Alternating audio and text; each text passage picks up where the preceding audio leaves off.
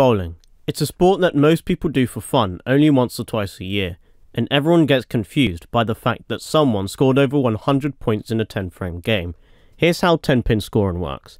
Every time you score a spare, the score for the next throw is added to the frame you scored the spare, as well as the frame for the throw, effectively doubling your next throw.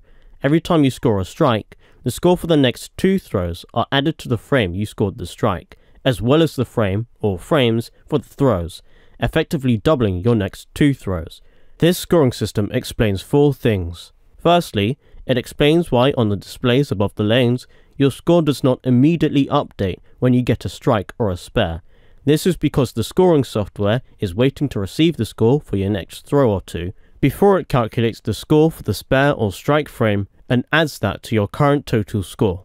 Secondly, it explains why the last frame is 3 boxes long, because if you scored a spare or strike in the last frame, then you would need to bowl again for it to be scored properly, 1 extra throw for a spare and 2 extra throws for a strike, both for a total of 3 throws on the last frame. If you don't manage to knock every pin down within 2 throws, then the last frame ends like normal, and your game is over. The scoring system also explains why the maximum score is 300. You bowl a strike in the first frame. Now you have to wait for the next 2 throws to find out the score of the first frame, but you know it will be at least 10. You bowl a strike in the second frame. This is your second consecutive strike. Now there is 1 throw left before you know the score of the first frame, which will be at least 20. You bowl a strike in the third frame. This is your third consecutive strike. The score of the first frame can now be calculated. 10 for the strike itself, 10 for the second frame strike, and 10 for the third frame strike. The score of the first frame is therefore 30. You bowl a strike in the fourth frame. This is your fourth consecutive strike. The score of the second frame can now be calculated.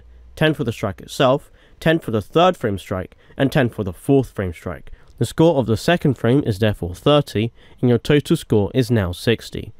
You bowl a strike in the fifth frame. This is your fifth consecutive strike. The score of the third frame can now be calculated. 10 for the strike itself, 10 for the fourth frame strike, and 10 for the fifth frame strike. The score of the third frame is therefore 30, and your total score is now 90. This continues for the 6th, 7th, 8th, and 9th frames, at which point the scores of 7 frames have been counted, and your total score is 210. You bowl a strike in the 10th frame. This is your 10th consecutive strike. The score of the 8th frame can now be calculated. 10 for the strike frame itself, 10 for the 9th frame strike, and 10 for the first strike on the 10th frame. The score of the 8th frame is therefore 30, and your total score is now 240. You must now bowl 2 more times in order to calculate the score for the 9th and 10th frames. You bowl another strike in the 10th frame. This is your 11th consecutive strike. The score of the 9th frame can now be calculated. 10 for the strike itself, and 10 for each of the 2 strikes in the 10th frame. The score of the 9th frame is therefore 30, and your total score is now 270. You must bowl again to calculate the score of the 10th frame. You bowl a third strike in the 10th frame. This is your 12th consecutive strike. The score of the 10th frame can now be calculated. 10 for each of the 3 strikes in the frame. The score of the 10th frame is therefore 30, and your total score is now 300. Lastly, this scoring system explains why consecutive strikes are very good for your score.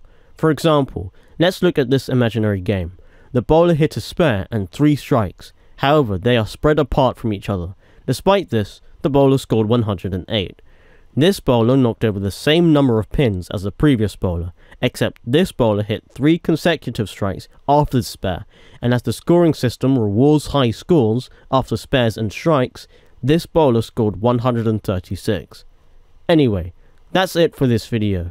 If you have anything you want me to make a video on, please leave it in the comments, and next time you go bowling, if you get a strike on the last frame, remember, it's still your turn.